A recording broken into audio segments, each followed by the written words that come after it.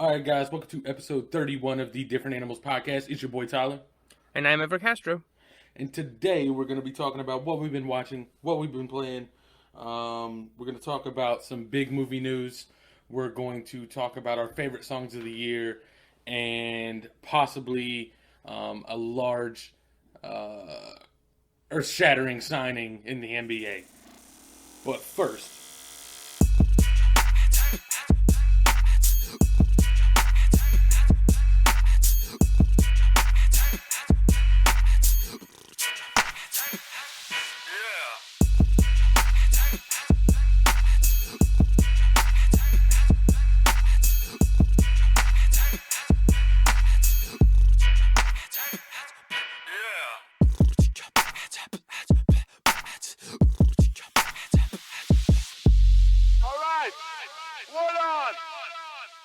all right. So let's start with what we've been watching. Yeah. So I got two things this week. I have a movie and a show. And the movie is Hunt for the Wilder People. It came out in 2016, and it's a small new. It's not a foreign film. I think it actually was co-produced by New Zealand, but it's from director Taika Waititi, and he did Thor Ragnarok, Jojo Rabbit, and What We Do in the Shadows. And so I think this is either the movie that got him Thor Ragnarok, or it's the one that sort of he did before he got that big contract, but it was right before, so it was in 2016.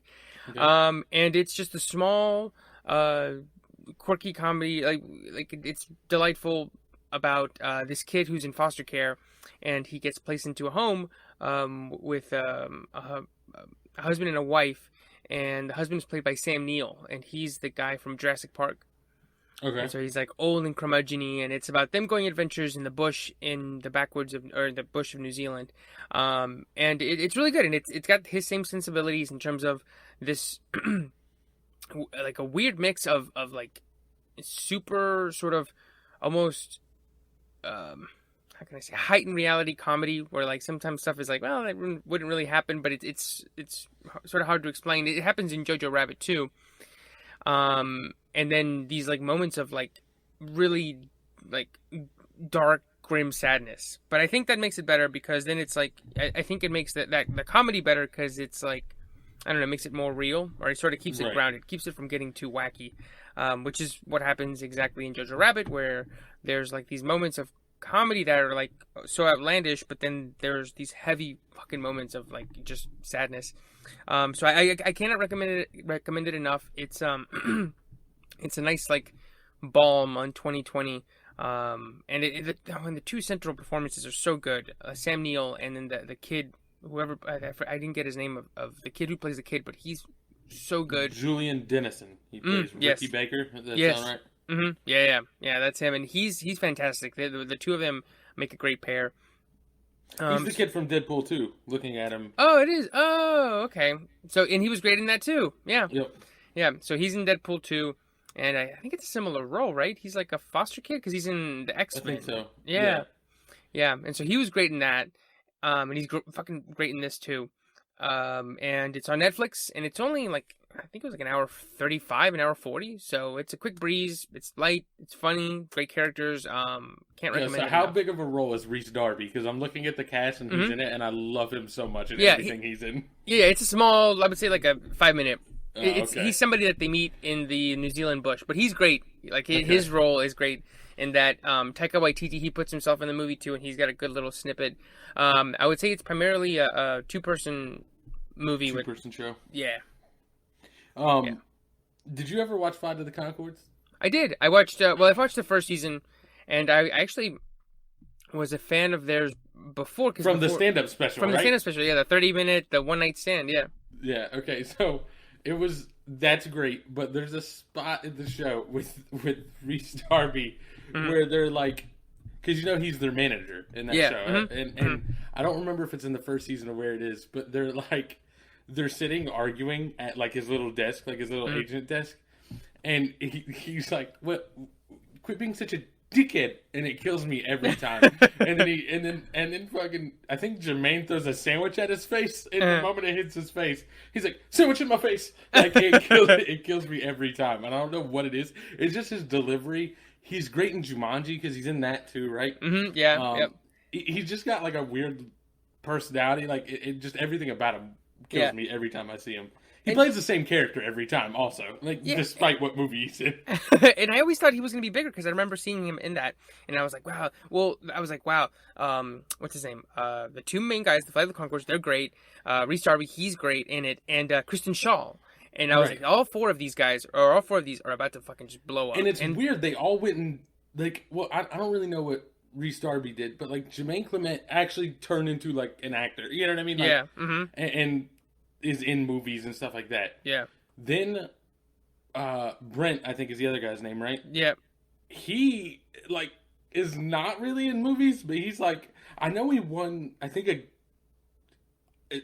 either a Grammy or an Oscar. I think it'd have to be a Grammy, but for like the music for the Muppets. Yeah, he won Best Song, so he has an Oscar. Yeah. Yeah, and I was like, this man's killing it. Like, but it's just like in exact opposite directions. You know what I mean? One dude was like, I'm gonna be in front of the camera, and he was like, I'm gonna just do the music. I'm gonna keep doing the music and. Kristen Shaw, she's been in a couple things. Yeah, I wouldn't say would you say she's as big as Jermaine Clement now?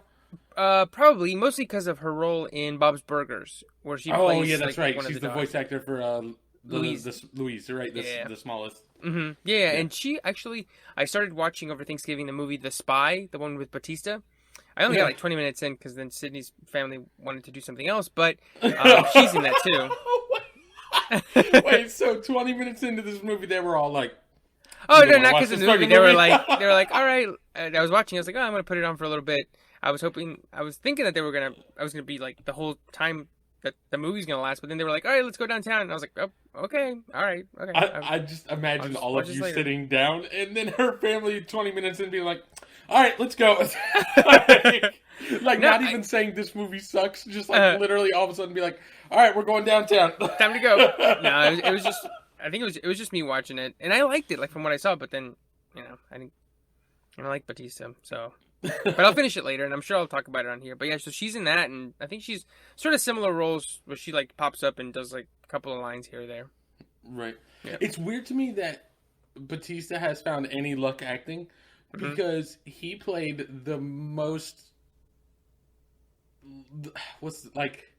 Dry? The most dry, least charismatic version of a WWE wrestler ever. Yeah. He was just like, I'm big and I'm jacked and I'm mad. Like, that was his whole, like, WWE character. Just like, and it took him a long way. Mad. I mean, he was like, he was world champ. And yeah, I don't know if that was him, though, or if that was just like...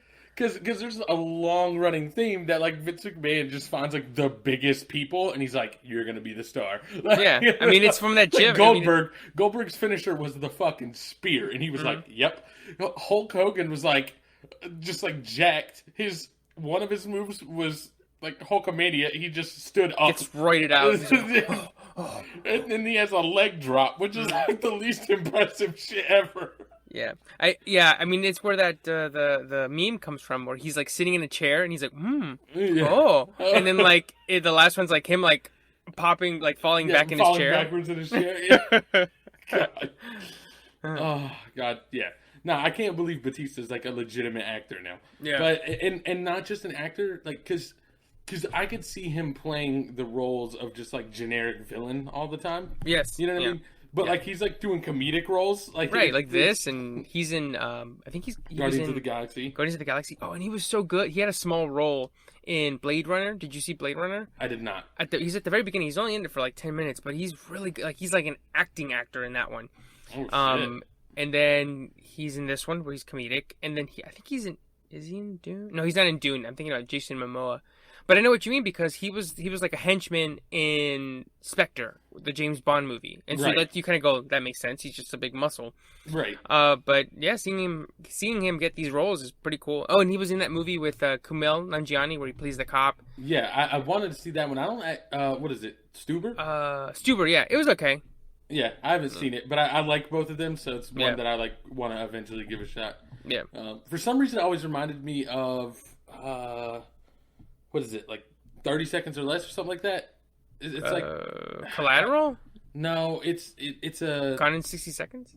No, it's not a serious movie. It's like 30 Minutes or Less, the one with Jesse Eisenberg and Aziz Ansari. Yeah, I don't know why it always reminded me of that. Now that you mentioned Aziz Ansari is in it, it might just be because it's Indian guy and I'm a giant asshole, but let's keep it moving. But yeah, I want to check that out. But anyways, so you said, what is it, Hunt for the Wilder People? Yes, yeah, on Netflix. Wilder People, if I could speak. Okay, so it's on Netflix, you said? Yep. Okay, and so that's definitely worth watching. What? I guess I'll go to mine, and then we can come back to you.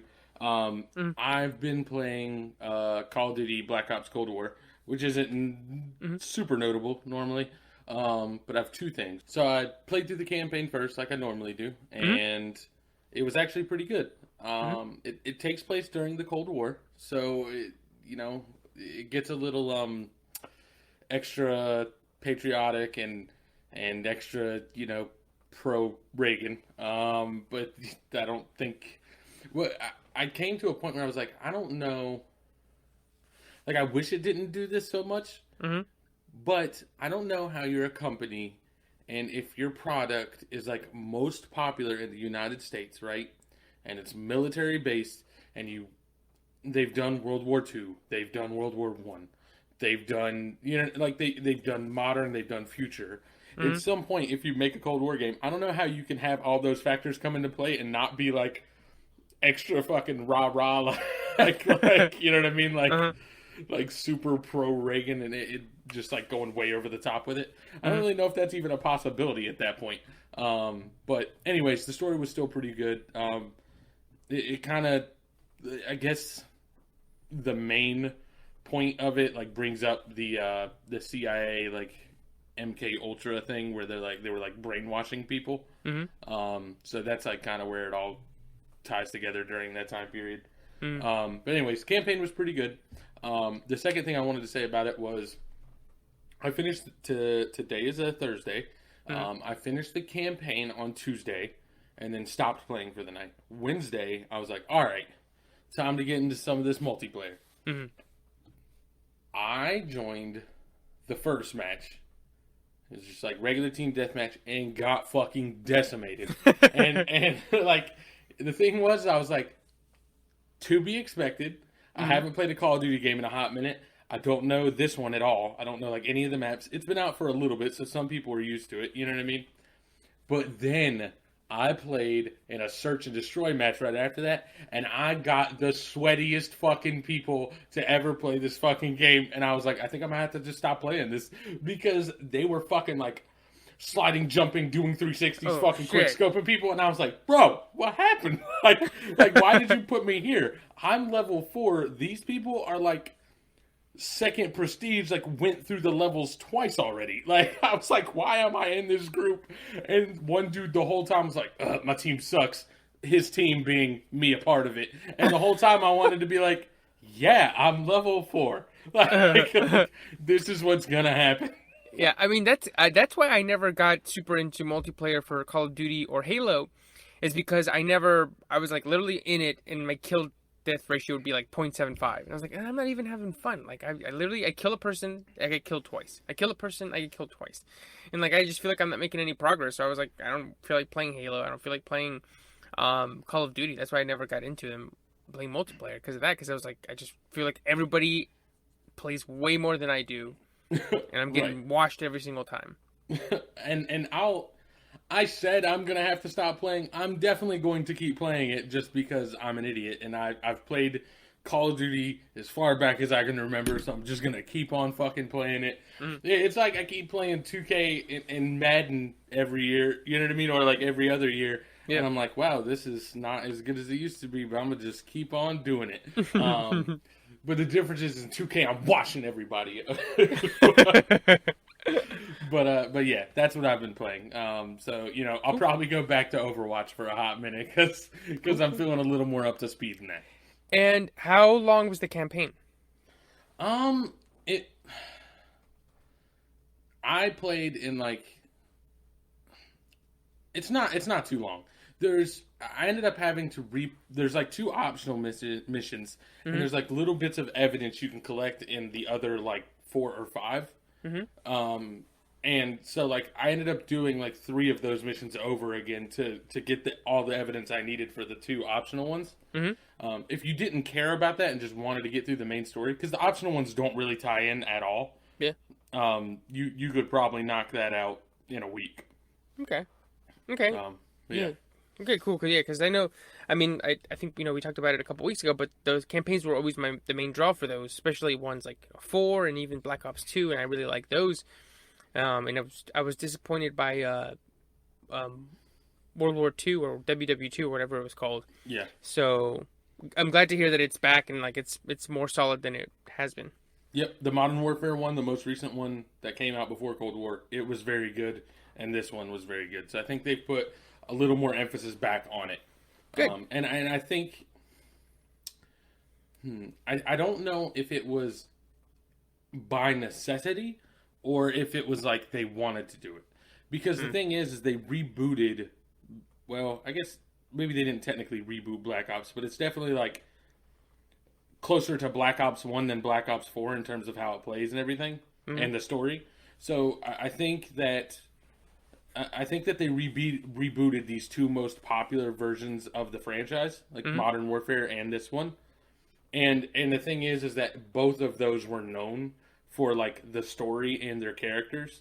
So I wonder if they almost like redid the story and had a good story almost out of necessity because they like we want to capitalize on the nostalgia. You know what I mean, for like the old Modern Warfare games, and we want to capitalize on the nostalgia for the old Black Ops. But part of what made those was a good story, so I guess we have to do it. You know what I mean? Like I wonder if like 4 games down the line, there's going to be no story again, and then they're going to have to reboot it and like have good story again. Like I wonder if this is just a vicious cycle of them not giving a shit and just trying to cash out on a multiplayer. You know what I mean? Just reboot after reboot after reboot. Yeah. Oh, they're going to squeeze every little bit dry, just like they did Assassin's Creed, just like they do every fucking game. Mm-hmm. And it's only the good studios that manage to avoid that. Like, the best thing I can come up with is God of War. Like, God of War, I mean, like, I guess they're squeezing it dry, but that last one was, like, a fucking masterpiece, so you can't even really say that about it. You know I mean, it's like, you can't really squeeze it dry when you put, like, years of effort and, like, give a shit about the story and, don't do loot box shit, Right. Grand Theft Auto 6 will not be squeezing it dry. Squeezing it dry is Grand Theft Online. where they're just fucking putting the same shit into it and just cashing out. Yeah. Yeah. So anyway, so back to you. Cool. That's what I've been playing. So what else have you been watching? Yeah. So I've been watching a TV show on HBO Max. It's called How To with John Wilson. And it's short. It's only like 6 episodes. And I don't quite know how to describe it because it's not a comedy per se, but there are funny moments, but it's not, it's like a documentary, but not quite. So what it is this guy, his name is John Wilson, and he's, the framing of the show is that he's doing like how to, but each device, how to, like, so the first one's like how to do small talk. Mm-hmm. And then, and the second one is called like how to do scaffolding, like the ones on buildings and stuff. So it's interesting because it like he like documents his whole life and he like frames the show with the footage that he has. But I've only watched 3 episodes. I have 3 to go. But the way that the 3 have gone so far is that it starts with something and then he sort of gets distracted and the show makes this hard left where it follows like this weird character that he meets. But they're real people. They're like, it's like a documentary. Okay. It's not, I guess it's kind of hard to explain. Like, it's not funny, but it's just wild. Like, he's basically documenting his whole life.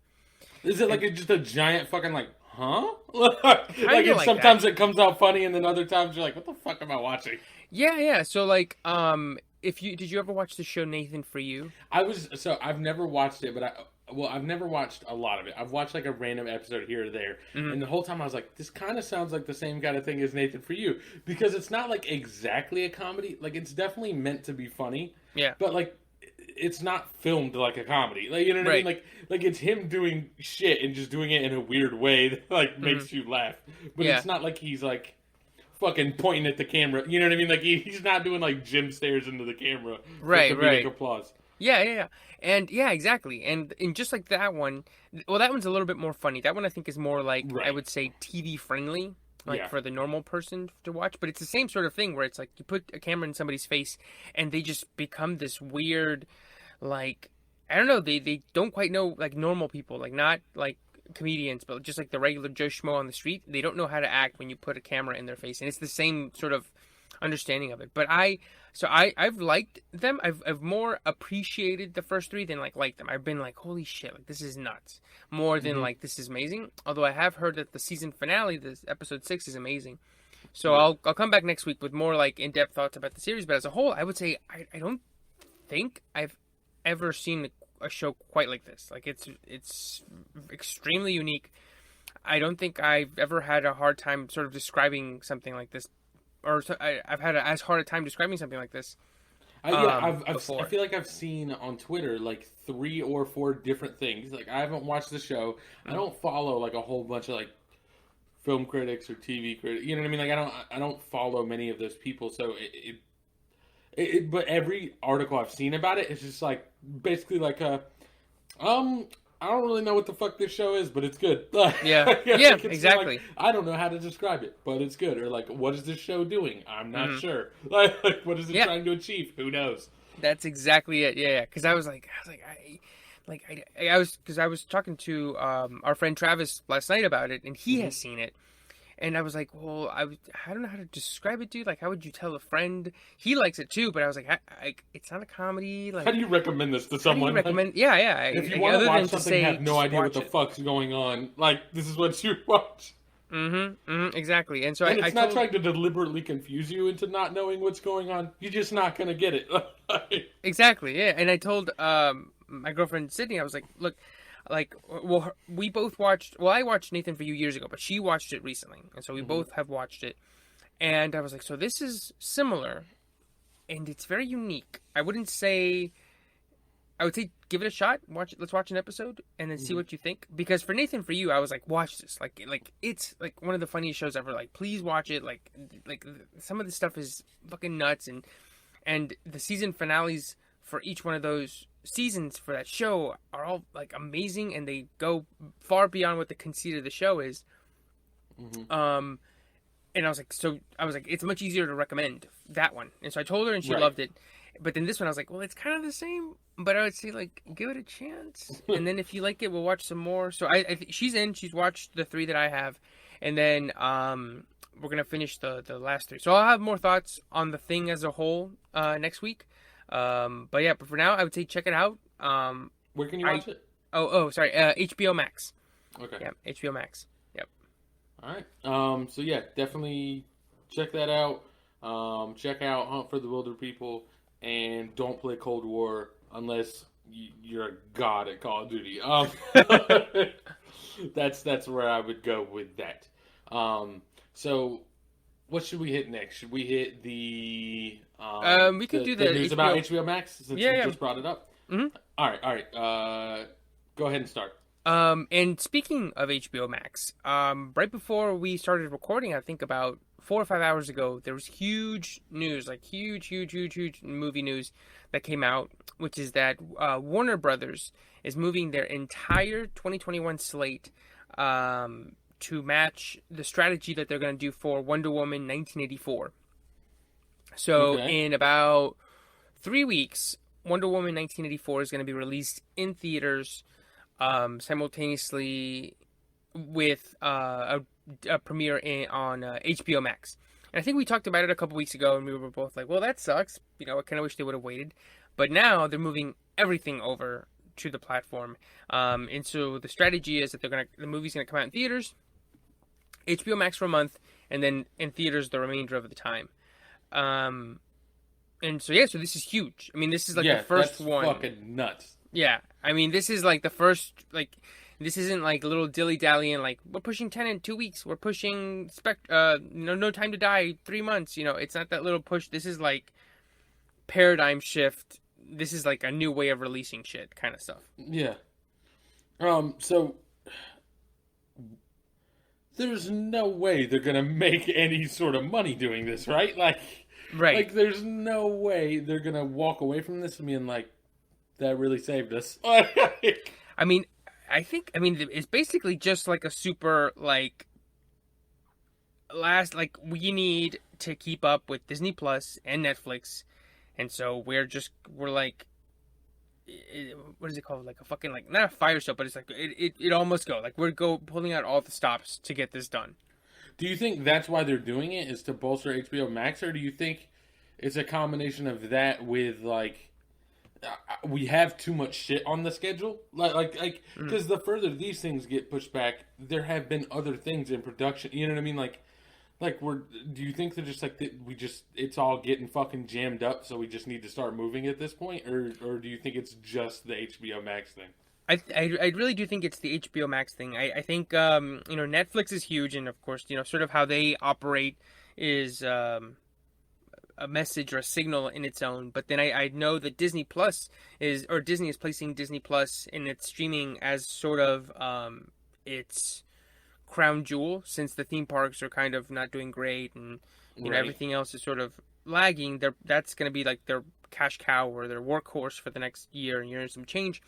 And so I'm sure, Warner Brothers was like, well, what do they know that we don't, right? Like, they must know, Disney and their investors must know something for them to place this much effort on it.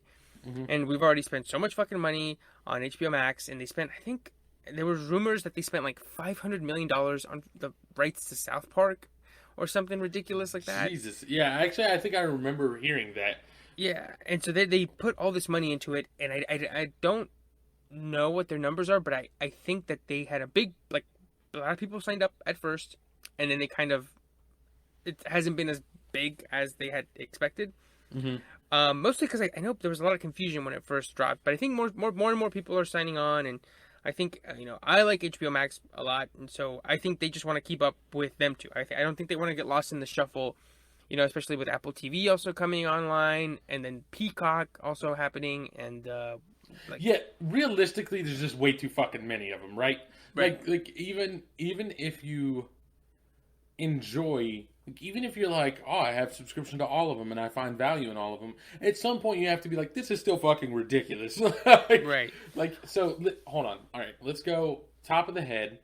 There's Netflix, the gold standard. Yeah. HBO Max. Mm-hmm. Hulu. Apple TV. I Disney think Plus. there's YouTube TV, right?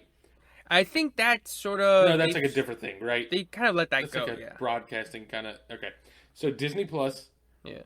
Did we already say Apple TV? Yes. Mm-hmm. Okay, so then you have the Amazon Prime Video, right? Mm-hmm. You have fucking Peacock, which is new, right? Yeah. You had...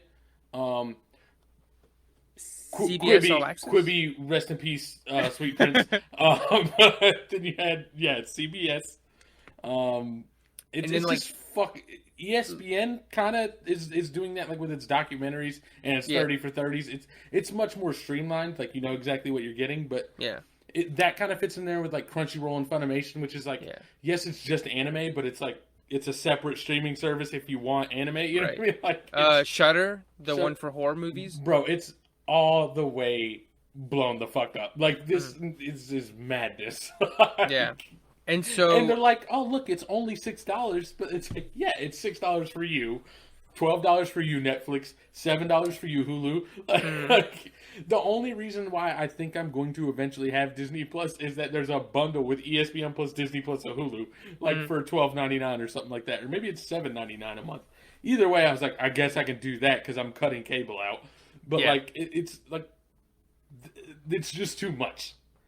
Like, every week we have a different show that you've watched, and you're like, this one's on Apple TV, this one's on Netflix, this one's on like Disney. Right. It's like, fuck.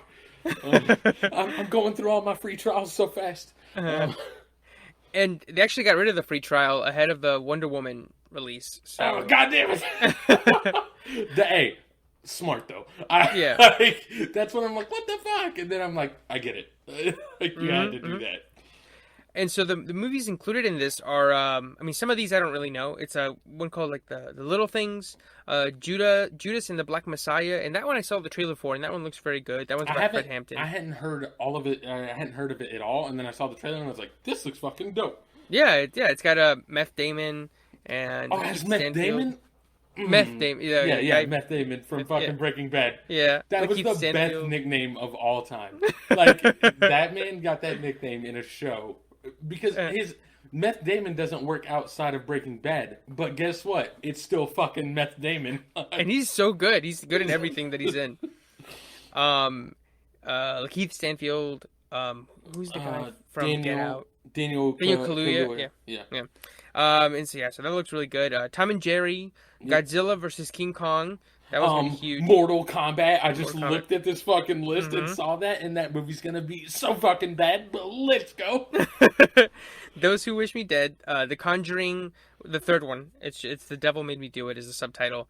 In the Heights, the musical. The Space Jam: A New Legacy, the new Space Jam movie. The Suicide Squad, which is huge. Reminiscence. So hold on. What is this? Because we had the Suicide Squad, right, and it was terrible. Yeah.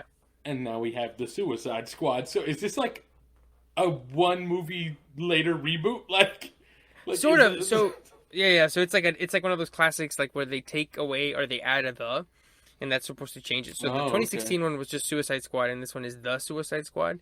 Yes. And this one, like Fast and Furious. Too Fast and Furious. Yeah.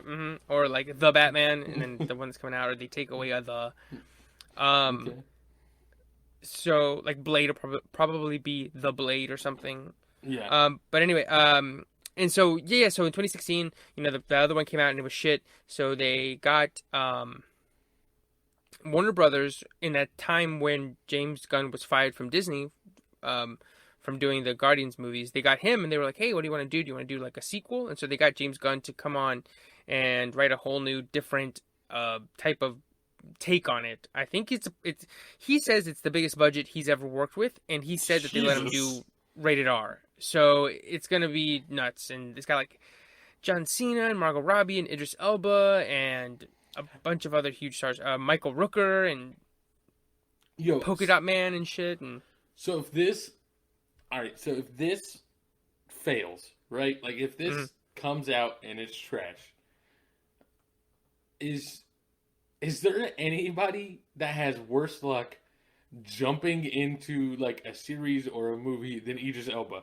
Like, everything he touches fails, and I don't feel like he's the reason, but, like, everyone... Like, he had The Wire, that was good, but, like, Hobbs and Shaw, no. Like, and that probably wasn't your fault, you know what I mean? Like, right. But no. Dark Tower. Dark Tower was one of the worst movies ever made. That might be a stretch, because there's 3 Star Wars movies. The original trilogy exists, but there's that, and then there was another one he was in, I feel like. But anyways, and then if Suicide Squad flops, I'm gonna be like, bro, they just need to stop casting you. I like you, but you just need to stop being in movies, right? Especially because this is, like I said, the budget is huge, so I mean, I'm excited for it because I like James Gunn and I trust him, but we'll see how it goes, especially with this release. Reminiscence, I don't know what that is. Malignant, I don't know what that is. Dune. Sorry, I'm just looking at the Suicide Squad poster. Sorry to pull you back to this. It looks like Pete Davidson's in it. Oh, yeah. Mm-hmm. And it looks like they kept the same... Is this the same guy that played the fucking Boomerang? Boomerang? Yeah. Mm-hmm. Yep. Jesus. All right. Captain Boomerang. Oh, my God. And they got the creepy guy from The Dark Knight to play Polka Dot Man. Okay, I was like, who the fuck is this, bro? Like, and Peter is Capaldi, that a real guy? Is like Polka Dot Man a real thing that exists in a comic? And then Sean Gunn, who plays like the CGI Rocket Raccoon, he plays a character called Weasel. Okay. I'll send you the trailer after this, or like it wasn't a trailer; it was like a Comic-Con making of. Okay. Second, where they all like this is crazy. They we never worked on anything like this before. King Shark is in it too. Yeah, I was like, okay, this is. I don't feel good about this movie, bro. Like, just the more people I see, I'm like, there's legitimately just a CGI shark. Like, it's fucking Finding Nemo. It's like, fish are friends, not food. Like, I expect him to say that at some point in this fucking movie. I guess we'll see. We'll see on from our couches in a couple months. All right. So Dune was the last one you said. Sorry. Dune, which is fucking huge, right. Big and gigantic budget. The Many Saints of Newark, King Richard, Cry Macho, and I don't know anything about those three. And then of course The Matrix 4, which is also massive. So in there, I mean, Godzilla versus Kong, Suicide Squad, Dune, and The Matrix all probably cost a combined $1 billion. Easy. Yeah, that's a big chunk of change. And then the little ones, the rest of them too. So I mean, they're saying that it's just like a 1 year thing. It's just like a, we're gonna get through 2021 and then 2022 we're back to normal. But God knows if this is like a Pandora's box, and then this is just like people are like, no, we like it on HBO Max. We love like Prime or like Amazon, where you would go, oh, I'll use this for stuff that I don't need, but then you end up going, oh, I need toilet paper. Let me Prime it, right? Just from the ease of it. So like, yes, maybe at the beginning people were like, well, I'll just get Prime just for stuff that I can't just get at the store willy nilly, like a Halloween costume or little knickknacks or shit that I can't just be like going to Walmart for. But then now people use it for detergent, for groceries. So this could be the it changes. It's a we've talked about before about movie theaters since we started this podcast because of the quarantine. So we don't know what's gonna happen because shit's always changing. But it's definitely the first time where a studio goes, no, we're not just pushing back a movie, or no, we're not just dropping it. We're literally changing our whole way of distributing. Right. And I think the only reason why I still think movie theaters are going to be fine is that, like, well, I guess not necessarily fine, but like they will continue to exist and have a place. Is that, again, as I said before, I don't see how Warner Brothers is going to recoup any sort of the amount of money that they spent on these. Right. Recoup them through just subscriptions. You know what I mean? Right. So like that money's gonna have to start coming back to a movie theater. I can't imagine any other way. I guess maybe what they wanted. We said that about Netflix, but hey, Netflix is fucking balling out big budget films now and just fucking, I guess, still raking in they were flexed with cash. Well, they're raking in money, but they're also insanely in debt. Yeah. I think they're like a couple of $1 billion in debt. So I don't know but then again, so is Uber. But who the fuck knows how that accounting works on their end? You know what? It's all horseshit. Like that's the thing, though, is that like real quick before fucking. I'm not going to turn this into like any sort of economics lessons because one, people don't want to hear it. Two, I'm not that great with economics, but like I feel like so much of the economy is just like horseshit. Like the stock market as a whole, I'm like that's kind of just horseshit. Like Amazon, even Amazon, which makes tons of money, is still like I imagine the expenditures they have to have just outweigh it. You know what I mean? Like, and people were just like, all right, here's the thing. If someone can literally just be like, I'm buying stock in Amazon, and then like 2 fucking minutes later be like, I sold stock in Amazon and made money. Like this whole thing's fake. Like, yeah, this it's it's not real because the thing is that fucking Amazon didn't change anything in that 2 fucking minutes. Like Amazon is still the same thing. So why did its value go up? Like if for you to be able to make money, and it's not like having stock is actually any legitimate form of ownership. You know what I mean? Especially when a company gets that big. You know what I mean? Like, it's not like you with your fucking 10 stock is going to have any say in how anything runs. So it's like, this is all fucking dog shit anyways. Yeah. I mean, it's like how Matthew McConaughey says in the Wolf of Wall Street, he's like, it's all a fugazi, it's a wazi, it's a woozy, it doesn't exist, it's fairy dust. You can't exactly. Yeah. And people use that as a basis for like how the actual economy's doing. Get the fuck out of here, bro. All right. So let's continue. Yeah, so like, yeah, you're right. I mean, like, Netflix is in debt, but what the fuck does that mean? Because people can just be like, well, look at all the subscribers we have. And then banks will be like, yes, we'll give you more money. That looks good. Right. And they'll be like, we're putting more stocks out for sale. And people are going to be like, I'm buying the stock. Like, it's just like, they can just do whatever the fuck they want. It doesn't matter. Yeah. And I think what they want to do is just release these so that they can also release them internationally Where it's not as big of an issue? Where it's not as... I mean, wonder why. Shit is bad everywhere, but I mean, like, it's not as bad. You know, people are still going to movies in China and other places, right? So what I think they want to do is, like, they think, well, we can't release them overseas and not release them here. Yeah, but if we release them all here... that's going to mean is that it's going to get pirated. right, exactly. So it's like, if we release them here and overseas, but don't release them digitally here, then if somebody's going to, you know, if somebody has HBO Max, but they go, well, I want to watch this movie, but I don't want to go to the movies, then they'll just pirate it.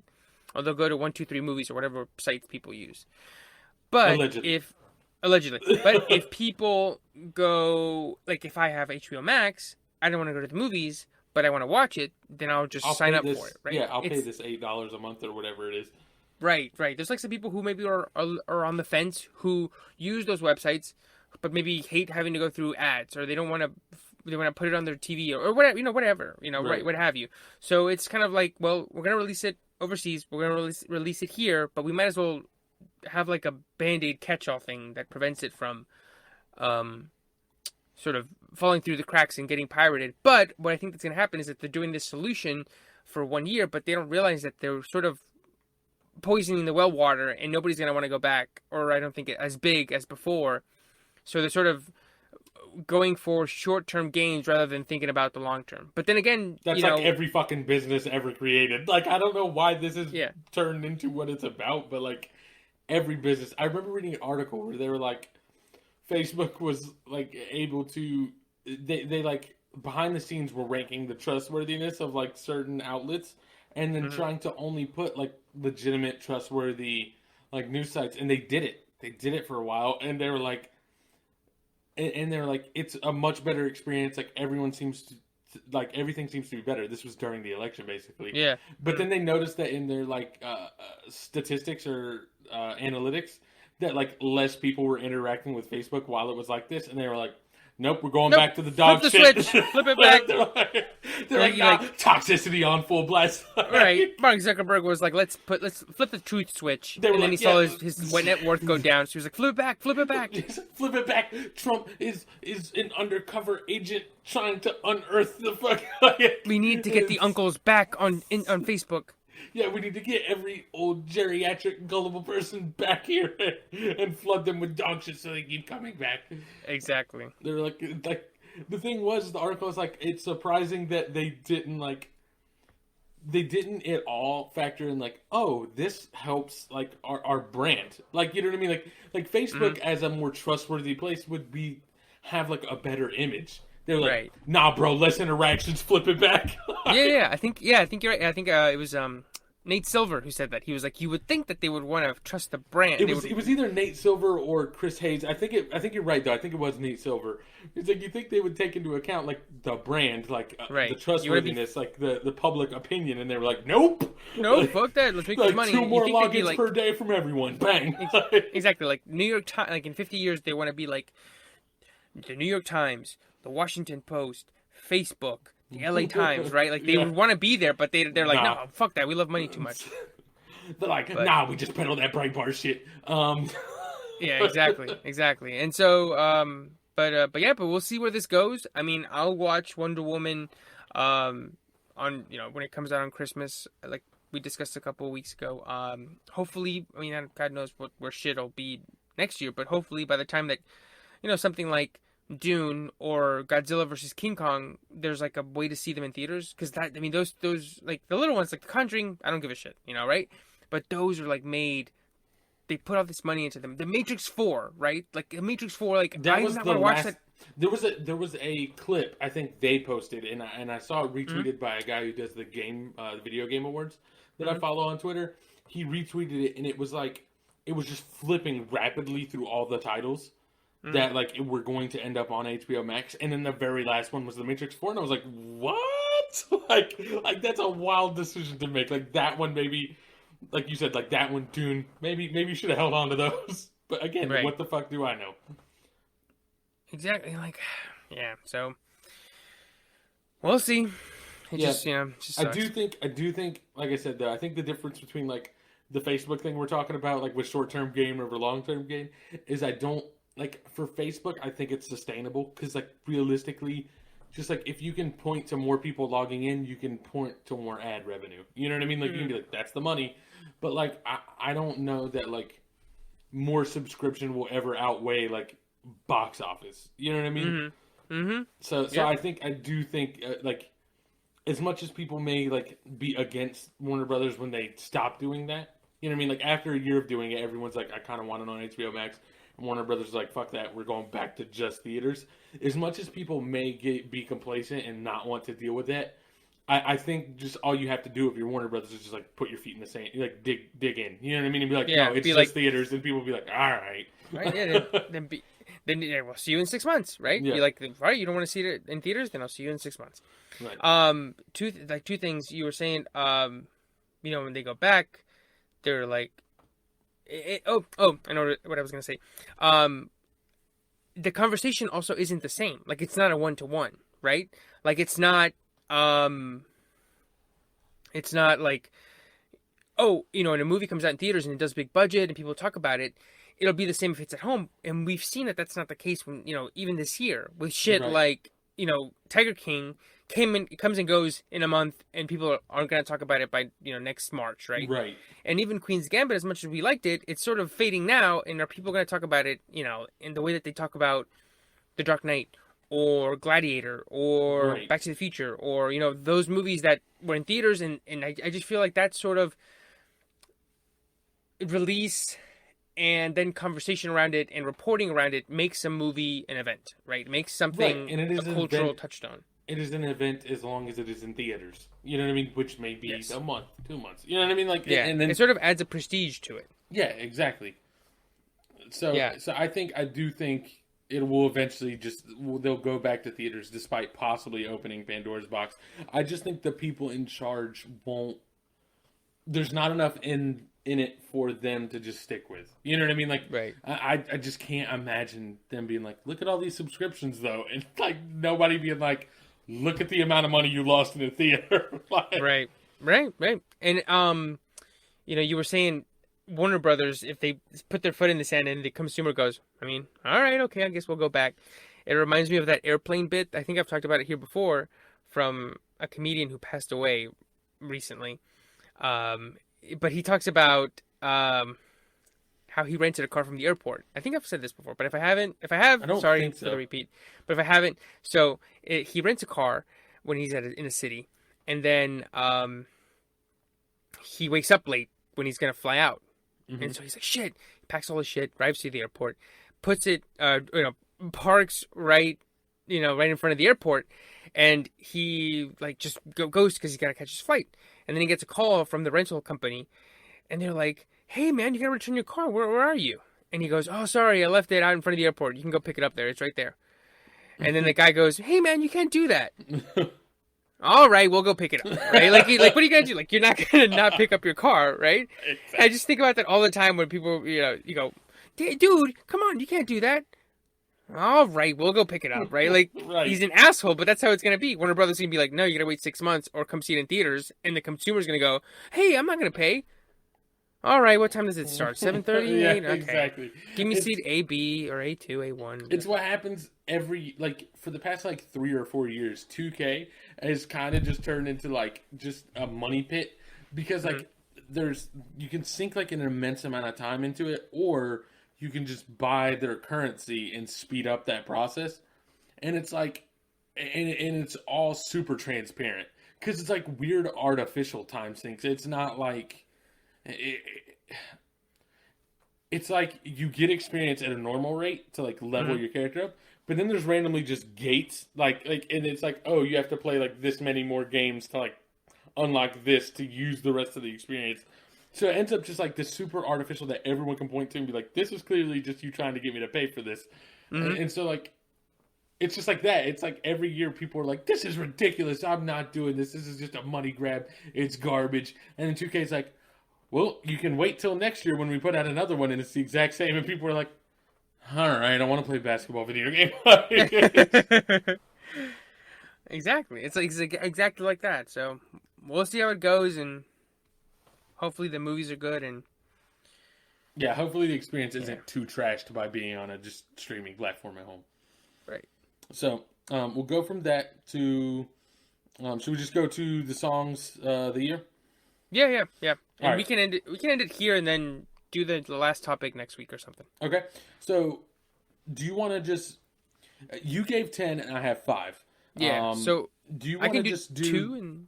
We can either do 2 and 1, or Mhm. if you wanted to say what 6 through 10 are, and then you could do your top 5, and I could do my top 5, whichever you'd rather do. Let's do 2 and 1, and then we'll just count down from 10 to 1 and 5 to 1. Okay. All right. So, do you want to start? Yeah. So, sort of to give a little bit of background, I sort of picked these over the course of the last week and a half. I sort of go, all right, well, which songs do I like a lot? Which songs have I listened to? And then I just kind of put them all in like a 15 song list, and then I just rank them, and then I cut off the other 5. Mm-hmm.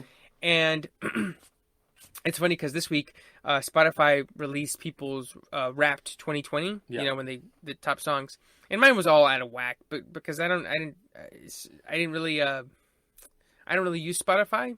Right. And I used to use it when I was in the office, but I wasn't in the office that much this year because I was working from home, and so it was sort of skewed toward what I was doing earlier in the year. So for that reason, my number 1 song on Spotify was The Box. And I was telling Sydney, I was like, I don't think I've listened to The Box all the way through twice. But the reason Roddy that Ricch, it was right? number 1 was because it was back when it was trying to be number 1 and trying to beat out Justin Bieber. Yeah, And I remember someone was like, the song of the year is The Box by Roddy Ricch because they had Justin Bieber and Selena Gomez out here acting a fool. yeah, exactly. And so I was like, these people are starving, so I'm just going to play The Box on repeat, mute that shit, and just let the plays just go, right? And so what ended up skewing was like, Roddy Ricch is one of your top artists. I don't even like Roddy Ricch like that. I don't even like The Box like that. I think he's kind of a plant. I think he's an industry plant. I was like, I've never heard of this guy before 2020, and he just comes out of nowhere. I don't like him. But anyway, so he's my number 1. My number 1. So I looked at my like top 2020 songs, right? Yeah. So I had kind of this, well, not really the same scenario, but like so we got this. We talked that we were going to do this topic last week. I foolishly forgot about it till like Wednesday night, and was like, "Oh yeah, I'm supposed to come up with these songs." And to my defense, I have 5. We talked that I was only going to have 5 before we recorded this, so this is not a judgment directly upon me not giving enough time to think about this. But I looked Wednesday night in my Spotify like top 2020 songs, being like, "Well, maybe this will help me figure out, like, remind me." Not a single goddamn one of those songs are from 2020, bro. They were all older songs just had on repeat on a giant playlist. Oh, it was fucking no good. Bro, like Mo Bamba was on there. I was like, God damn it, bro. So this is supposed to help me, god damn it. And then another one, well, like my top 5 was like 3 Billie Eilish songs, but that's because at the beginning of the year, right before the pandemic started, we went to her concert, and what I usually do is that before I go to a concert, I make like a playlist of all of their songs, all of their albums, and I just play that shit on shuffle. You're like, I need to know the lyrics to every song when they play. Exactly, and I'm like, I want to be like in the zone. It's kind of like when you watch the first movie when the sequel is about to come out, just so that you can get refreshed. Oh yeah, in the zone. Bro, when a new Rocky movie came out, like when Creed first came out, I was like, I'm watching all these fucking Rocky movies again. Yeah. Exactly, yeah. And so you want to do that, and so that's what I was doing. And so like it's like The Box, and like 3 Billy songs, and then I forget what the 4th one was. I don't even think it was a 2020 song. So I was like, damn, I got to do a better job of using my Spotify next year. Yeah. But anyway, so I'll start. My number 10 is "Life Is Good" featuring Drake by Future. Mm-hmm. And so this, just regular rap song, and it's just the two of them, and gives you those, nothing was the same. No, nothing was the same. What a time to be alive. Yeah, what vibes. a time to be alive. And it's got a great beat switch. The music video is great. And that's my number 10. Not much to say. It's just kind of one of those classic Drake songs that, not much there, but, yeah, it's like great popcorn, right? Right. All right. And then number 9 is "POV" by Ariana Grande, and then this is the best song from her album Positions, which I mentioned a couple weeks ago. Okay. And it's great. And her voice has always been great, and she sounds great on it. It's about sort of her meeting this guy and being in love with him, but her self-esteem not being where she wants it to be, or not where she would like it to be, and she says that she would like to see herself from his point of view. And so it's about sort of being like, I wish I could love myself as much as you love me. And so that's it. And it's the best song off of the album. And I wish more of the album was more like this one. But like I mentioned a couple weeks ago, it's a standout single in an album that is just pretty okay. Right. So if you were to look at my list, you are not going to find any real fucking themes or messages or ideas. Like, it's just that's not the music I listen to. So one of my problems with this, right, is that like I drive 45 minutes to work every day and drive 45 minutes home every day, 5 days a week. I listen to the radio that whole time because I don't have a proper aux cord or Bluetooth, so I'm just fucking rolling with it. And the problem is that one, most of the shit on the radio drones together for me, which sounds super washed, but it's the truth. And it may just be because once you listen to the radio, like so much of it is the same song. You know what I mean? Like I don't even necessarily mean like it all sounds the same. But, like, after you listen to the radio for, like, 2 days, if you're going to listen to it for 45 minutes at a time, 2 days, you're like, I know every fucking song that's going to come on this radio. And so you just drone it out. You know what I mean? Like, it like, doesn't even fucking work anymore unless you're really fucking into it. Right. So, on top of that, the way I've always listened to music is, like, I almost always just find an album from someone I like and then listen to the album. Like, I don't give a shit about singles at all. Like, they do not interest me at all. Usually. The problem is that my previous job, I sat at a desk and could use Spotify for the PC, which lets you just play whatever you want, anytime you want, in any order you want. Right. I don't have that job anymore. So now I have a Spotify on my phone, which throws random fucking songs in there and ads. And so, like, you never really get, like, to me, like, the reason I listen to an album is I listen to an album from beginning to end, not on shuffle, no skips, to first figure out, like, you get, like, a feel for what the album should be.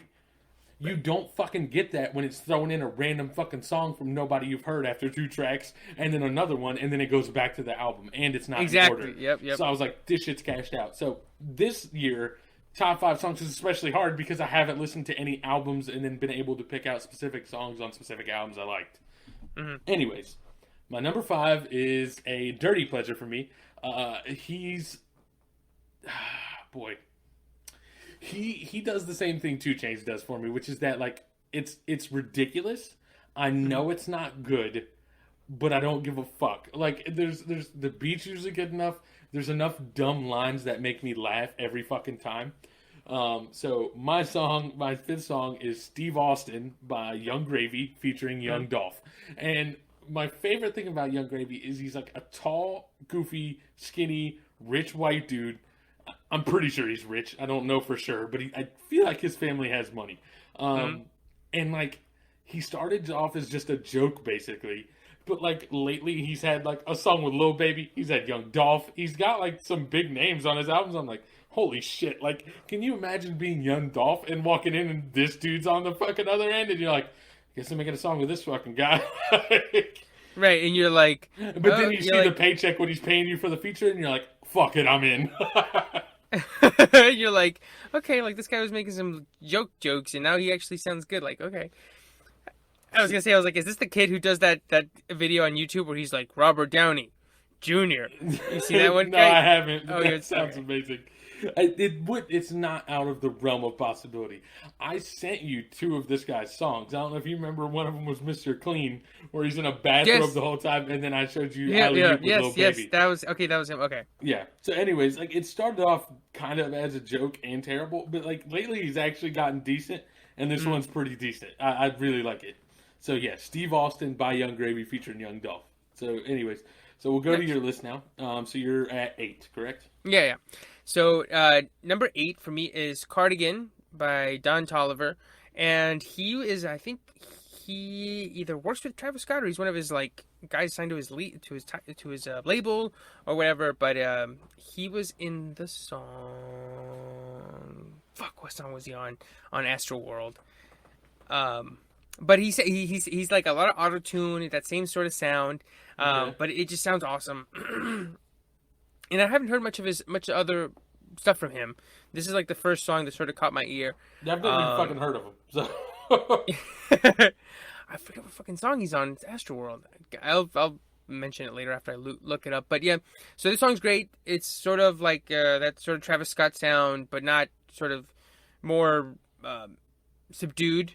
Right. But it's great. And yeah, so that's my number 8, Cardigan. It's a great song to just sort of listen and just kind of relax to, and it's not super crazy, but it's also not like a ballad, right? Right. And so then my number 7 is actually a cover, and I was actually thinking about not putting this one on there, but then I was like, well, I think Johnny Cash won like Song of the Year for doing the cover of "Hurt" by Nine Inch Nails, so if they can do that, then I can put this one on my list. Okay. But it's "Heart of Glass" by Miley Cyrus. Which is a cover from a Blondie song by the same name, also called "Heart of Glass," and it's great, and she sounds great in it.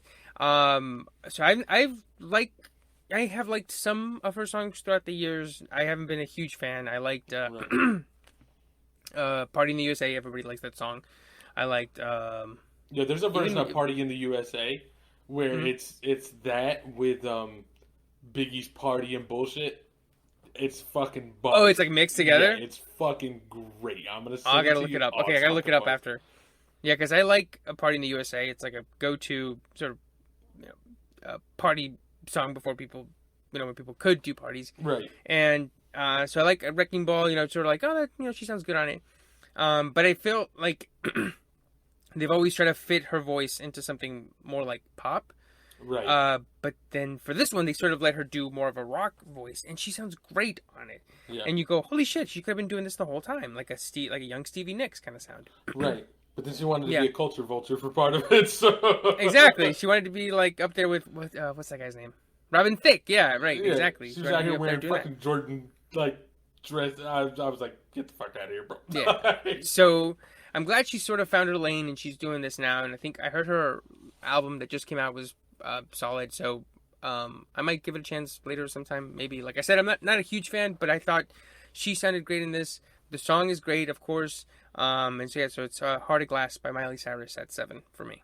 All right, so now we're going to my fourth song.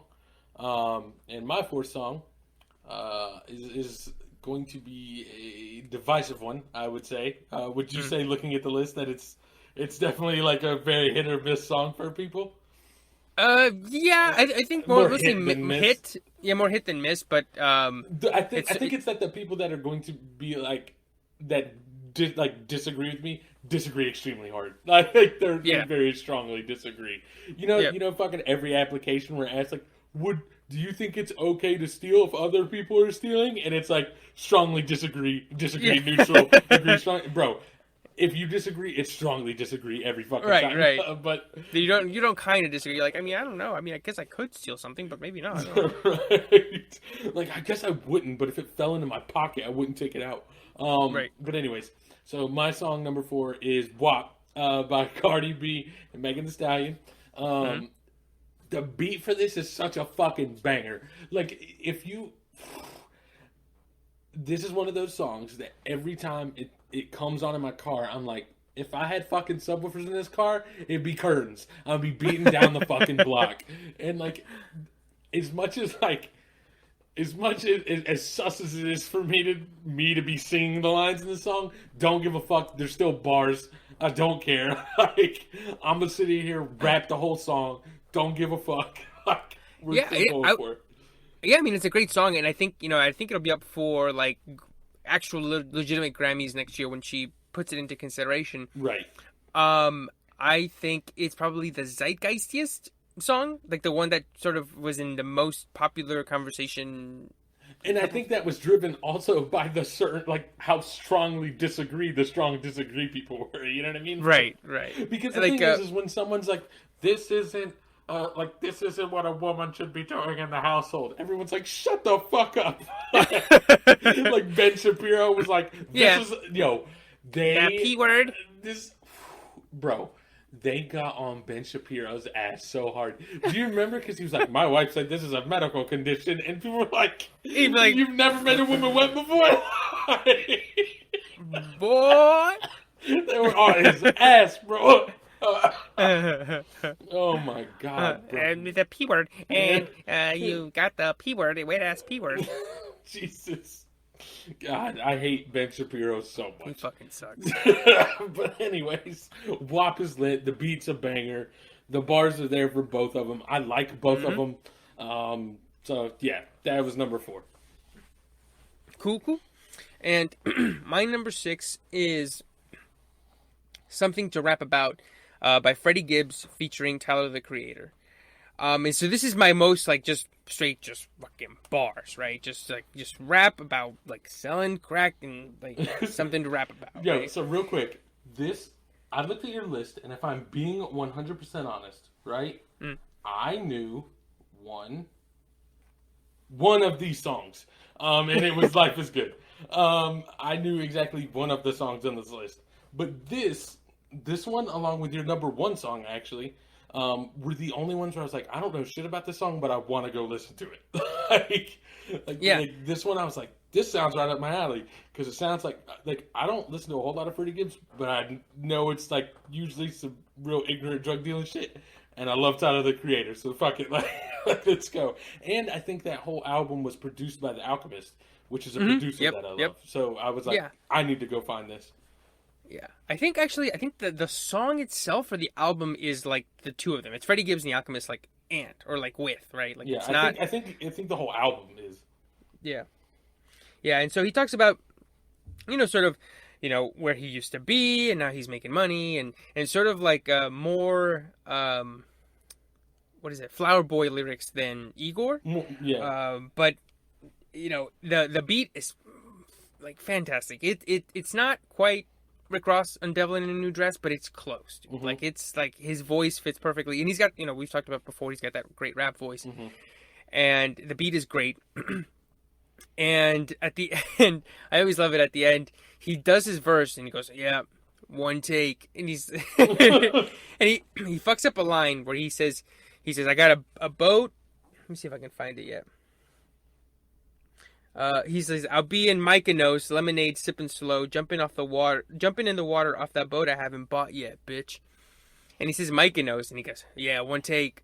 And the beat plays, and he goes, "Yeah, I meant to say Mykonos, not Mykonos." That always cracks me up. But he kills it, dude. It's like verse of the year for me, and he sounds great, and his bars are great. And I mean, even Freddie sounds good too. He's kind of like Don Toliver, who I haven't really heard much from before, same. But I've like heard his name enough. He sounds great. Just like I recognize the name. You know what I mean? Right, same. More than I did with Don Toliver. But like I recognize the name, but I don't think I've ever listened to a song he's done. Right. I keep seeing people talking about it. They're like, "Man, this album he just keeps getting better, man. He just keeps improving." And I'm like, improving on what? Because I don't fucking know. Right. Yes. Yeah. Yeah. So that's my number 6. You know who's kind of like that? If I'm keeping it a buck, I don't feel like I know a single fucking Young Jeezy song other than ones that were on the radio. Like I know the name, I know he's supposed to be good, but like I've only ever heard his radio hits. His radio songs, I've never cared to go listen to the rest of them. You're like, I love I put on For the City, and then I'm like, I need to listen to the rest. Yeah, one of my favorite tweets was like, during football season, we used to put on For My City on as we walked out, and then go out and lose 58-3. And it's great because our school was not good. It's like that one the one tweet that was like, I used to listen to Minimen before basketball games, and then I would foul out by the second quarter. Oh, yeah, I need to listen to. I always heard that.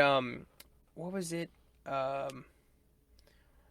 TM 101, Thug Motivation. Yeah, right. Yeah. Thug Motivation 101. There's 101, I heard that one was 102, and 103. I think. So. Yeah, I think 101 I've heard is like a classic. Yeah. So I need to go back and listen to it. Haven't listened to it.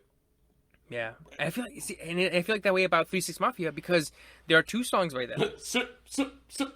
Sipping on some scissor.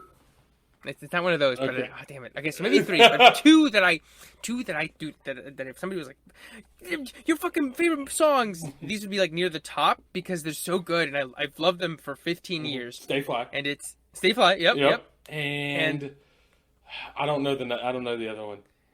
Pop in My Collar. Oh yeah, ever since I can't remember, I've been popping my Both of those, collar. dude. If you listen to them now, you go, Juicy J was like ahead of his time because they both sound so good now, 15 years like afterward, dude. Right.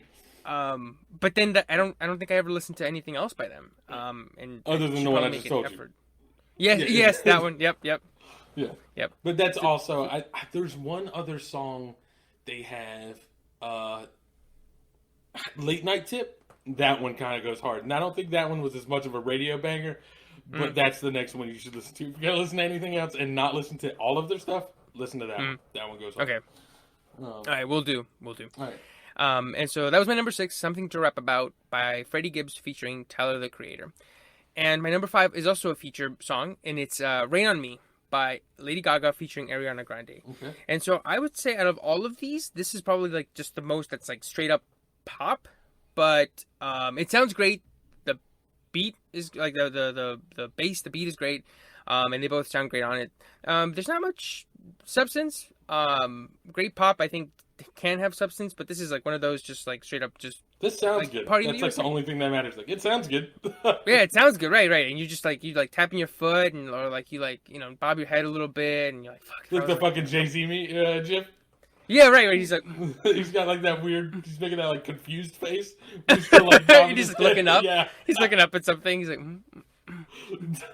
like he's like, why do I like this? And it's fucking Lady Gaga and Ariana Grande. He's like, I don't know that she like this. The Michelle Obama, where she's like, yeah, exactly. Yeah, exactly. That's exactly what this song is. Well, actually, I think it's about alcoholism, but I'd have to Google it. But anyway, it's a great song, and yeah, it's my number 5. Okay, so my number 3 is going to be the one that people have heard the least, I feel, out of all of these. And it's also probably benefiting from some recency bias, but it's from Busta Rhymes' most recent album that I feel like he dropped very recently, called Extinction Level Event 2. It's called Out of My Mind, and it's technically featuring Belle Biv DeVoe. And I feel that's a stretch because all he does is sample like a section of the beat from Poison. You know Poison by Belle Biv DeVoe. Yeah. Poison. And then like the hook from that song where they're singing on it. So they got a feature. I don't feel like they sang on it. I feel like I'm like pretty confident it's still just the hook from the song being sampled. But I guess it's enough of it that he put him as a feature. Yeah, it's like Otis. If you please go listen to this song when we're done here, the one thing you'll notice immediately is that like the beat isn't its own thing. The best way I can explain it is that like it wouldn't surprise me at all if someone said Busta Rhymes just spit verses with no music behind it, right? And then they're like, and they just fit the beat to it and made it work because like there's no similar like flow to the whole thing, and it jumps around, but it doesn't jump around at like specific cuts that make sense. You know what I mean? Like it doesn't feel like a break in the beat. It's just like they just made it match, and it's fucking great. It fits perfectly. Like that beat is 100% what you expect to hear Busta Rhymes on. I don't think anybody else could have done that beat except for someone like. It popped in my head that like maybe someone like Missy Elliott, who's also known for just like making every single thing like specifically hers. You know what I mean? Yeah. Like it. You hear it and you're like, this is a Busta Rhymes song, and just like everything with Missy Elliott, you're like, this is a Missy Elliott song. You know what I mean? So like maybe someone like her could make it work, but mostly it's just Busta Rhymes, and it fits perfectly. Song's great, it's catchy, the beat goes hard again. So that's my number 3. Sweet, cool. My number 4 is actually one that I had a hard time picking because I wanted to have a song from this album, but as I mentioned a little bit, it's probably one of it was one where I was like, well, it could be this song, it could be that song, but I didn't want to not. I don't want to have a bunch of the same songs or a bunch of the songs from the album together. But anyway, it's "Pretty Please" by Dua Lipa, off of the album Future Nostalgia. And this is probably my favorite song off of that album, and I think it's probably my favorite album of the year. But I'll go into why it's not as easy for me to do album of the year as it is to do song of the year. Okay. After the list. But yeah, so she sounds great on it. I wasn't a big fan before. I sort of had heard her songs just from being, watching commercials or being like at a bar one time a couple years ago, or like, sort of existing online because they use her for like a fan cam video or I feel like I heard. Does she have a song with DaBaby? Yes, she did. That's Hallucinate this year. I haven't heard of her at all. Not once till I heard of that song, and I was like, "Who is this?" And they were like, "Possible album of the year," and I'm like, "Who the fuck is this?" like everyone's like, "This is great," and I'm like, "I still don't know who this is." She had that song a couple years ago that was really big. It was called "New Rules." I feel like if I had to take a random guess, that is what's the word I'm looking for? Not eclectic. I don't know if that's the word I'm looking for. All right, so here's the thing. Like, I can appreciate just about any type of music other than country music. I don't fuck with it at all. But like, I can hear a pop song and be like, that's a good pop song. I can hear a rock song and be like, that's a good rock song. But like, I still just stay in my lane. So I feel like, just based off of what I've heard, she's probably not in my lane. Correct? I don't know, because probably line in too much with like Pusha T drug dealing. No, probably not not too gonna much. hear them on a song together. Well, I don't know, because like it's gonna be some catchy pop hook, and you're just gonna hear him in the background. Yuck. Because she had a song with Lil Baby, and then somebody put a verse from Megan Thee Stallion into one of the songs. Like they did like a fan edit, and it actually sounded pretty good. I don't know. It's kind of hard to explain. Like this album, how can I say? I always heard her first one is like dark synthia pop. I haven't listened to it much, and then this one's more like old 80s techno pop, sort of. But I would say, I mean, you could give it a chance. I sort of just kind of through osmosis this year just picked it up, and I was like, this sounds really good. Like, I really like this album, and sort of kind of like with Ariana Grande, I would say they're both in the same lane where it's like this is more techno pop, and then Ariana's more like trap bubblegum pop. So they're not that straight up like Lady Gaga pop, if that makes any sense. Yeah, it's not like Katy Perry stuff. Right. It's like a twist to it. It's like Starboy. It's less of just like the machine pumping shit out as much as it's like its own little brand of it. Right, exactly. Yeah. It's like it's a twist on it. Kind of like, I think Billie Eilish, Ariana Grande, and Dua Lipa all have the same sort of pop, like central vein to them, but they all go in different variations, and add a little bit of an extra kick to their songs. Right. And so this one's Pretty Please, as my number 4. All right, and so with me saying that number 4 is not probably in my lane, I can tell by the title that as a native English speaker and only speaking one language, this one is also not in my lane. Yes, so my number 3 is a Bad Bunny song called Si Veo a Tu Mamá. And so he released 3 albums this year. I only really got around to listening to the first one. I think. Hold on, bro. I just spaced out for a second. Did you say he released 3 albums this year? 3 albums this year. So in man's March, on his he fucking released DMX tip, bro. Yes, and I was telling, and it's sort of like that thing where it's like Chris Brown releases an album and it's like 40 songs. I'm like, dude, like it's not the 80s anymore, right? Like you don't have to do this. You don't have to do this, man. Like you can pick the best 15, and it'll have way more of an impact than just flooding the market with songs. He came out with that. Here's the deal. I've never given a shit about a Chris Brown album coming out. But then I heard that this next one was like 40 songs, or when he released the one that was like 40 songs. And I was like, you're out of your fucking mind. Like, there's no way anyone is listening to anything other than the radio singles. Who is going to be like, I want to... All right. So you know how I told you, when a new album drops, I listen to it beginning to end, no skips, no interruptions, bro. If you hit me with 40 songs, I'm not even trying. Like, not even right. Like it goes from being like there's no way there's any overarching theme over 40 fucking songs, bro. And it makes you go from like being like how can I say it? Like from being sort of apathetic toward it to being like actively angry, being like, no, fuck you. Yeah, exactly. I don't want to listen to 40 songs, man. Did you? That's how, bro. I was like, yeah, 40 songs is ridiculous, and then like I was like, get the fuck out of here. You have no themes. That's how like just in like 1 minute of me speaking about a 40 song album about someone I don't give a shit about ended. Exactly. And so so he released 3 albums, and this was really the only one, or the only one that I really gave a chance to, because I just didn't have time to get to the other ones. Right. And so it's the song, and the beat is probably my favorite thing about it. It's like this, it sounds like an arcade game. Mm-hmm. It just goes do do do do do do do do do, and I'll see if I can pull it up real quick because it's my favorite thing about it. So while you're pulling that up, what's the the song from Cardi B's album? We were both like instantly like, this is a radio hit before it came like out. it. Yeah. So I like it. Mm-hmm. The thing is, I'll fucking I'm not going to say that I sing all the lyrics to his part. I can put together the sounds correctly. I don't know what the fuck I'm saying, bro. But I'm pretty. It's like phonetically. Yeah, exactly. I'm like hooked on phonics listening to his verse, but it still fucking goes. So here's the deal. I could probably listen to this song, not know a single fucking word he's saying, and be doing the fucking Michelle Obama, Jay-Z fucking head bobbing joint. Mm-hmm. And that's what this one is too. It's like, oh, this beat sounds good, and you're like bobbing along. And it's a song about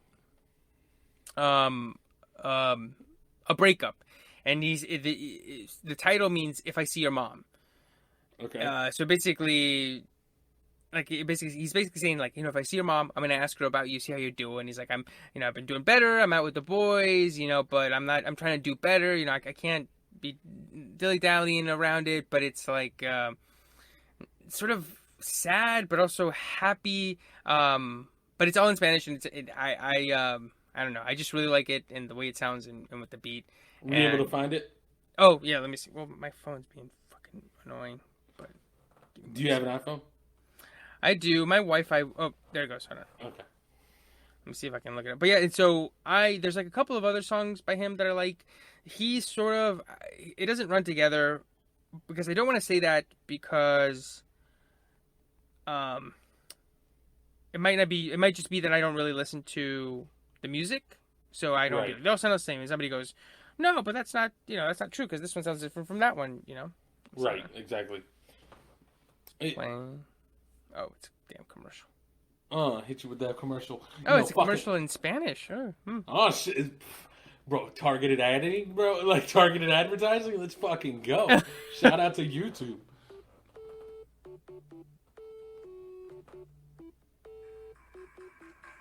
And then he comes in, and then they add the bass to it. No, fuck it, bro. I'm in. It's like, I remember how I found it too, because I was like, I remember I was walking where I used to live. There was a trail, and I was walking around it, and I was just listening to music out there back when it was like March, right when quarantine started, and it was just, I listened to the album all the way through, and I was like, that sounds good. That's whatever. I'll listen to it whenever.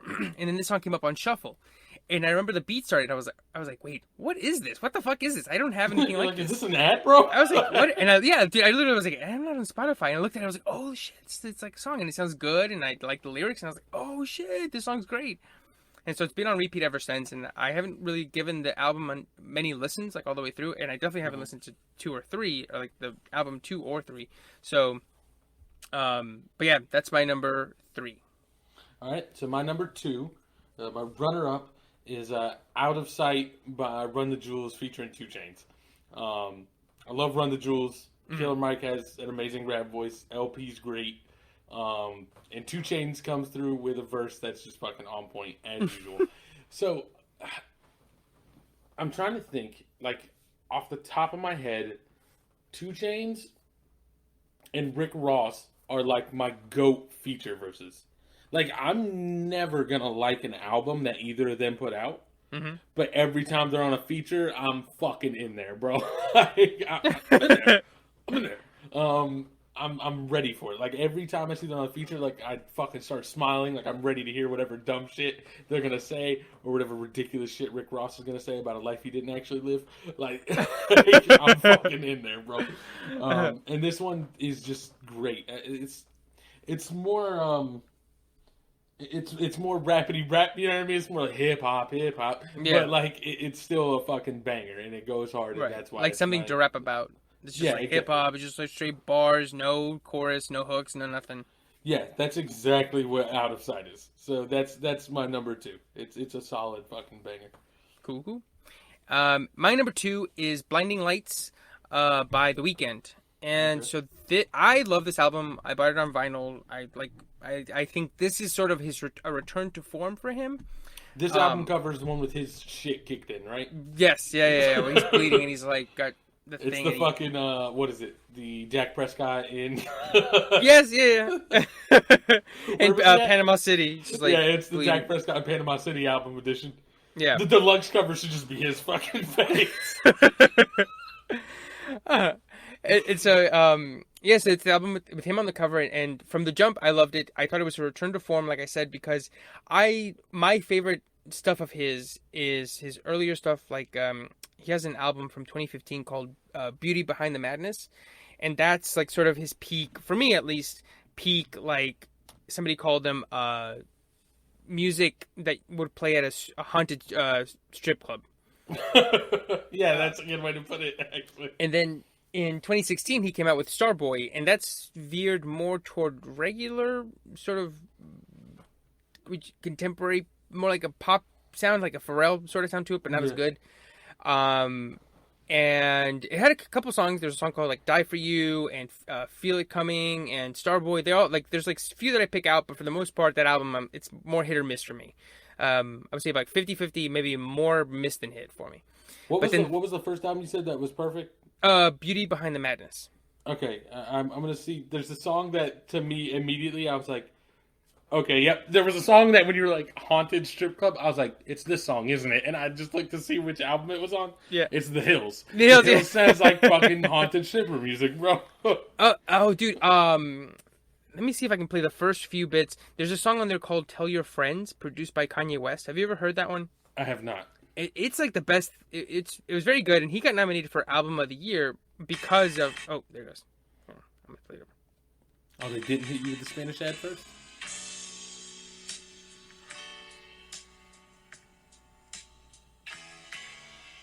It's like that good Kanye West shit. Yeah, And exactly. The whole beat is awesome. And but anyway, so that was Beauty Behind the Madness. Starboy was just okay, but then this is returned to more like that other album, the first one that I mentioned. And this is, I think, my favorite song off of it. But it's also the one that sounds most like synthy pop, like 80s sort of Michael Jackson stuff. Mm-hmm. And it's actually, I think this week or last week, it became the longest running top 10 single of all time. I think it's been in the top 10 for 40 weeks. Yeah, that's fucking nuts. Yeah. So yeah, that's impressive. Yeah. The Weeknd is, you know what? That's another guy. I'm like, I've heard his singles. They're all decent. I've never had an urge to go listen to one of his fucking albums, bro. Yeah, and like I don't know why. It's just like I guess it's just not my lane. You know what I mean? I'm like, this sounds good on the radio. It's like I'm never going to go listen to this on my own. And I don't want that haunted stripper shit playing in my own house. And the thing is that he had like I think 3 or 4 mixtapes that were huge. They're like fucking huge, popular. And I have them like on my phone and I listen to them. I don't really like them, or I don't really give them a chance. Like I'm just like, they're like okay, and Sydney loves them, and I'm like, I don't really like. There's like 1 or 2 songs here that I'm like, I love these, but for the most part, I'm like, I don't really like this. Every time you're like, I don't really like this, she's like, boo this man. And like I should know better because I know that sound is what influenced Drake on Take Care. Like it's sort of he stole his sound, and so I was like, I should pay homage. What? But then, you telling me Drake bit someone else's style? No fucking way, bro. I thought he was the original man. I think he would come up with his own stuff. What the fuck? And so I need to listen to that one more and give those mixtapes more chances because I love the fucking 2015 album, The Beauty Behind the Madness. That's one of my all-time favorites. And so this one's very good. It might even make it up there eventually. I need to, give it time. But this is the best song off of it, in my opinion. Blinding Lights. Okay. All right. So, Yep. do you want me to give my number one and then go back to you, or do you want to go ahead and give your number one now? I'll just go ahead and give my number one since I've been Okay. doing. Since I've been doing it too. And I'll wrap up my list. With the song. My number one song is the song "Ungodly Hour" by Chloe and Halle. Okay. And so Chloe and Halle is a duo, and they've been around for a couple years now, and they're Beyonce's underlings, protégés. They're sort of like they're under her label. And I didn't know that. Yeah, I think are they related? They might be related. I don't know. That would make sense. I like just from the fact that like again, this is another like I don't feel like I've ever listened to a full song of theirs, but anytime I see like a clip come by on Twitter or like I hear a piece of it, I'm like, this shit sounds amazing, and like I should really go listen to it. It seems like they're fucking immensely talented, and I'm pretty sure one of them also does some acting. Yeah. So Halle is going to be Ariel in the right. eventual live action remake, whenever they make that. So whenever that happens. And they both have great voices, and I don't know them well enough to be like, when I'm listening to a song, to be like, oh, that's Chloe and that's Halle. I think that'll come with time eventually, if ever. But anyway, so the song is Ungodly Hour. It is the titular song off of the album Ungodly Hour. Okay. And they fucking just sound so fucking good. The album as a whole... really do. This album as a whole is, it's pretty good. I wouldn't say I love it. There's like 2 or 3 songs that I really, really like, and then this one being my favorite of them. But this one sounds so fucking good, and I think that the beat, I think it's by Mike Will Made It, just fits them perfectly. But yeah, it's my number one. By Chloe and Halle, who I actually hadn't given much of a chance to before this year until this album. I remember I went to see Beyonce and Jay-Z on tour. 2 years ago now, 2.5. It was like that On the Run tour, I think. Yeah. Okay. And they were the opener for her. Oh shit! And so I remember walking up the stairs, and they were on stage, and it just said, Chloe and Halle. I was like, who are these little kids? Because they were, I think they're like 20 something now, but they were like 18 or 19 then. Yeah. And so I was like, who are these children that are singing on stage? Get off the stage. Let me listen. Get Beyonce up there. And so now I'm like, yeah, I totally saw Chloe and Halle in concert, man. They were awesome. They sounded great. That's how I felt about every time I think about the UNC Vince Staples and Earl Sweatshirt. There was no get off the stage for Vince Staples because he put on a great show, but I was like, I'm really just here for Earl Sweatshirt, and now I'm like, Vince Staples was at a. And now you're like, yeah, they sound great. What? Like, this guy's awesome. Like, what the fuck? What happened here? Yeah. Exactly. But so my favorite song, Ungodly Hour, by Chloe and Halle. Yeah, so you mentioned that you think Roddy Ricch is an industry plant. And so that will bring me to my number one song from a guy that I've never fucking heard of. He's the goofiest looking dude I've ever seen in my life. And this song was a straight fucking banger. And it's the most, radio song. Over WAP, I think this song is the most radio song to me, which is my number one song for the year so far. Fucking December 3rd, so the year so far, aka the year. Unless something amazing happens in these last 3 weeks, is What's Poppin' remix by Jack Harlow featuring DaBaby, Tory Lanez, who shot Megan Thee Stallion, and Lil Wayne. I almost forgot him because I wish he wasn't fucking on it. Yeah, dude. Yeah, he's one where he has a song called Tyler Hero. Yeah, and I think it's appropriate because I think he is like Tyler Hero, where he's like a white guy, and you're like, what are you rapping about? Get out of here! But then you go, oh shit, the skill's there. Oh, yeah, okay, exactly. Because the original is. The only reason I like the remix is I think because A, it's newer, and B, there's enough different energy going on that it kind of just moves a little better. But the original was great. His verse in the fucking remix is great. DaBaby comes with the same flow as always, but is still like the thing is, like you said, we I think we said this before, but like even though it's the same flow every time, the energy still turned up to 11 every time. Yeah. Like so, it's like I'm always in there if it's like got good stuff around it. The Baby's another one. I don't think I'm ever gonna go listen to a The Baby album, but I'll probably still listen to every feature he's on. Right, yep. Because it's so- like, what are you going to switch up the verse? Oh, the flow. I thought you never asked. I'm just going to rap a little bit faster. Exactly. It's the exact same, bro. Didn't change his voice or the flow, nothing. But yeah, this one, great. Tory Lane's verse is actually pretty good.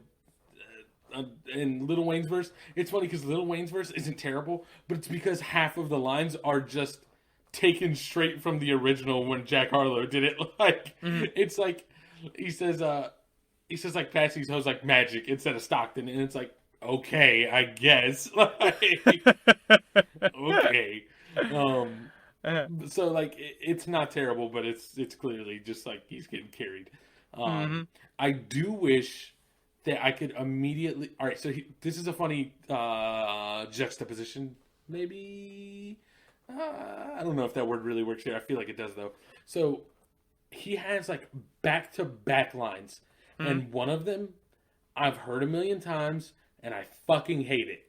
And then the other one, every time I hear any version of this, I'm like, God, I fucking love this line.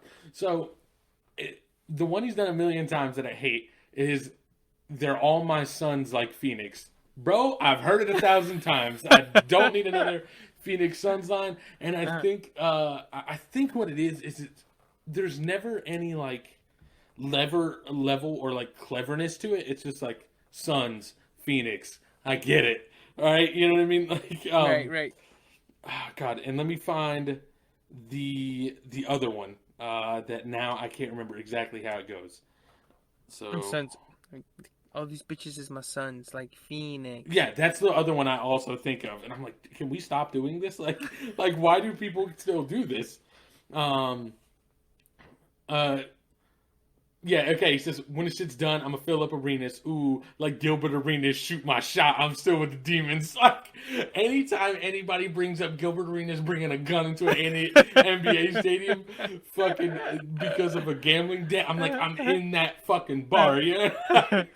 And you know what it is? I think it's because it shows, like, even though it's a thing that was all over the place, there's still, like, that line isn't going to catch a lot of people who aren't invested in sports. So I'm like, you still like dug a little, you know what I mean? But like everyone knows the Phoenix Suns as a team, and you didn't really put any fucking thought into it.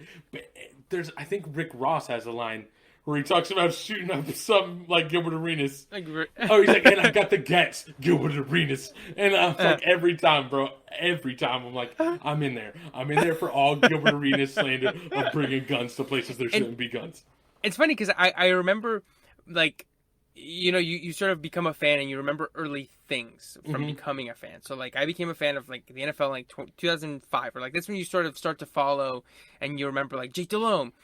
And the NBA, Gilbert Arenas and the gun thing is, like, one of the first ones where I was, like, watching ESPN and, like, he brought guns. I was like, whoa, crazy. But it's, like, one of the first memories I have of, like, news happening, like, for real. And not just me being, like, oh, like, the OJ chase, right? Like, being told that had happened. But the first time that I was, like, aware of it happening. Right, and the thing is it's so ridiculous.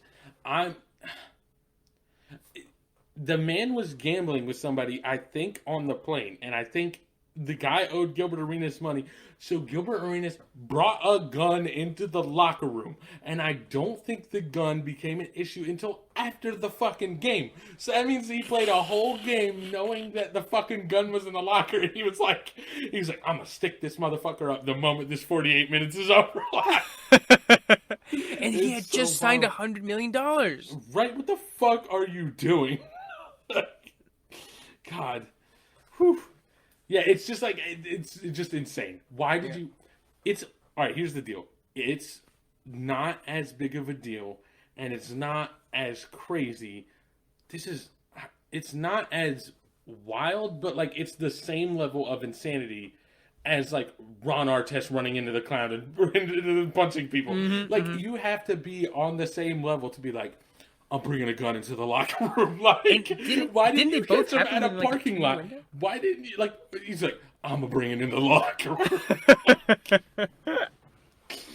And then didn't he do like anywhere else? Didn't he do the celebration with the guns and he had like the finger guns? Yes, bro. It's too much. Just too much. It's too much, bro. Like, why? Also, you're Gilbert Arenas on the Wizards. You're the player. Like, you could be like, I'm gonna flex like my strings with ownership if you don't fucking pay me. You know what I mean? Like, I'm gonna try and get you kicked off this team. I'm gonna try and put bad press out there about you if you don't pay me my money. He was like, I'm bringing a gun into the locker room. Like, what are you doing? Oh my God. There's security at this fucking arena, and you're like, I'm bringing a gun into the locker room. It's insane. Oh God.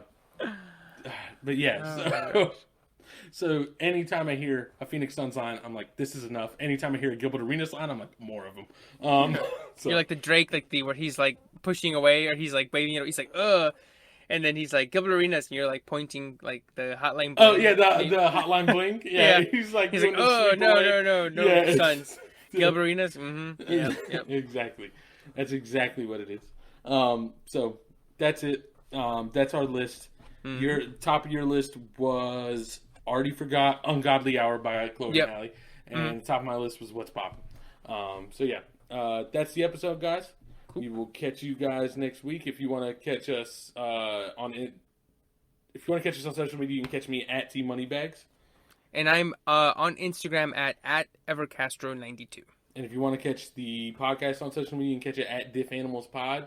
Or if you want to email us directly, you can email us at differentanimalspodcast@gmail.com. Stay safe, stay entertained, and we'll catch y'all next week. Peace. See you.